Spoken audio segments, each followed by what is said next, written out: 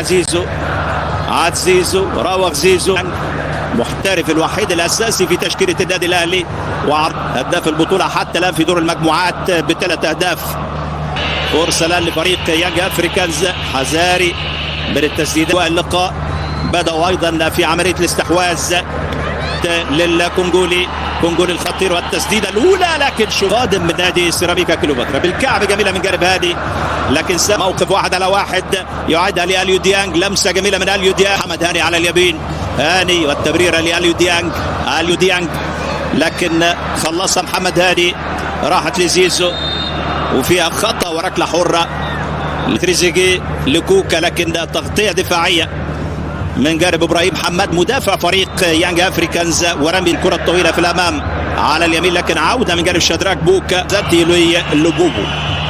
هذه محاوله مرور بجانب ديبو، يلعب لكوكا، كوكا الامام من جديد، مساحه الامام، لاعب رقم 3 مخطوفه من امام امام عاشور، وهذه الكره الطويله في الامام وصلت الى ديبو زنجلي، لكن بيضغط اليو ديانج ويكسب خطا اللاعب الكونغولي.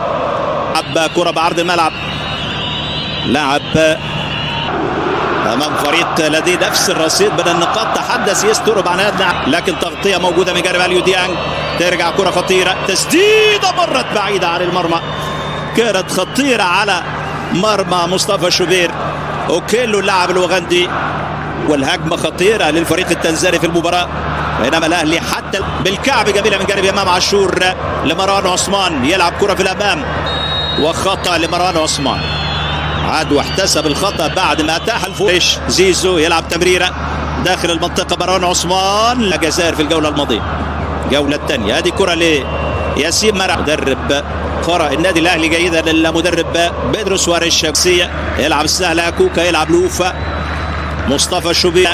المباراه الثانيه للاهلي على ملعبه بعد ما لعب في الجوله الاولى امام براعه، امام عاشور لزيزو، زيزو اللي اتحرك لعمق الملعب، لاعب ياسر ابراهيم لزيزو، حرك مروان عثمان، وادي عرضيه بعيده على الثنائي محمد هاني وزيزو، دخل مروان عثمان، ضغط مروان عثمان، سبه وتعكى رمي التماس. هذه جماهير النادي الاهلي اللي لعب كره في الامام خطيره، وادي التحرك الرائع والتسديده شوبير والدفاع الرائع وركله مرمى للنادي الاهلي، ركله مرمى للنادي الاهلي. برافو شوبير.